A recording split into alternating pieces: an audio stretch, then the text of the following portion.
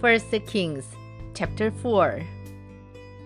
So King Solomon ruled over all Israel, and these were his chief officials: Azariah, son of Zadok the priest, Elihoreph and Ahijah, sons of Shishah, secretaries, Jehoshaphat, son of Ahilud, recorder, Benaiah, son of Jehoiada, commander-in-chief, Zadok and Abiathar, priests, Azariah, son of Nathan, in charge of the district officers, Zabad, son of Nathan, a priest and a personal advisor to the king, Ahishar, in charge of the palace, Adoniram, son of Abda, in charge of forced labor.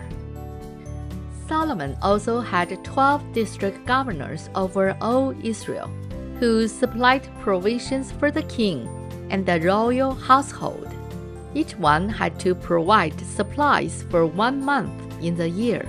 These are their names: Ben-Hur in the hill country of Ephraim, Ben-Deker in Makaz, Sheobim, Beth-Shemesh, and Elon, Beth-Hanan, Ben-Hesed in Arabah, Soko and all the land of Hefer were his. Ben-Abinadab in Nephar-Stor. He was married to Taphath, daughter of Solomon. Baana, son of Ahilud, in Taanach and Megiddo, and in all of Bethshan, next to Jerusalem below Jezreel, from Bethshan to Abel-Meholah, across to Jokmeam. Ben-Geber, in Ramoth-Gilead.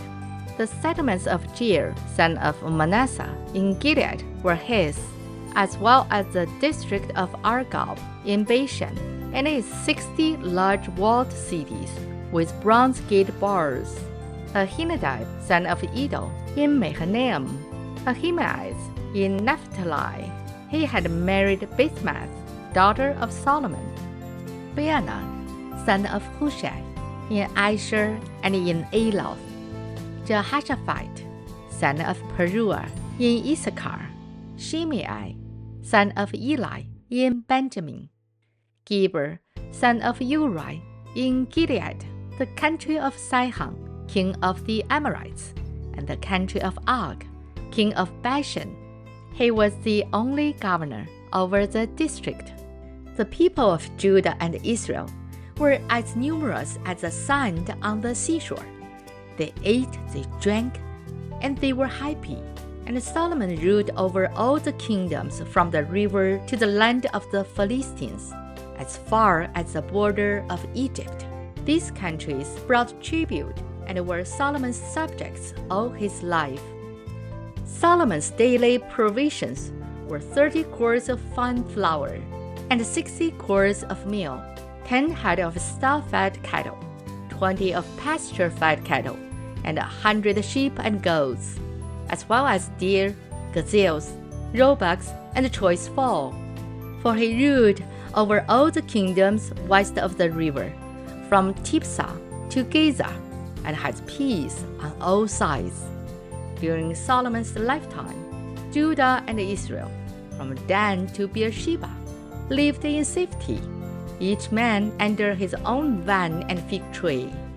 Solomon had 4,000 stalls for chariot horses and 12,000 horses. The district officers, each in his months, supplied provisions for King Solomon and all who came to the king's table. They saw to it that nothing was lacking.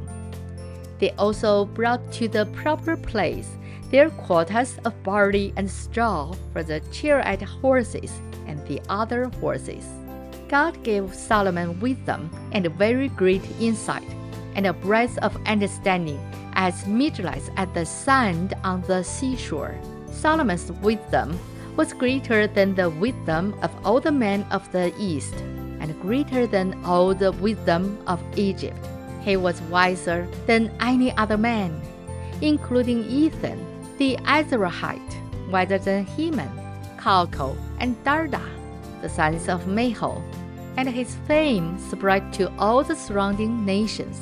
He spoke 3,000 proverbs, and his sons numbered 1,005. He described plant life from cedar of Lebanon to the hyssop that grows out of walls. He also taught about animals and birds, reptiles and fish. Men of all nations came to listen to Solomon's wisdom, sent by all the kings of the world who had heard of his wisdom.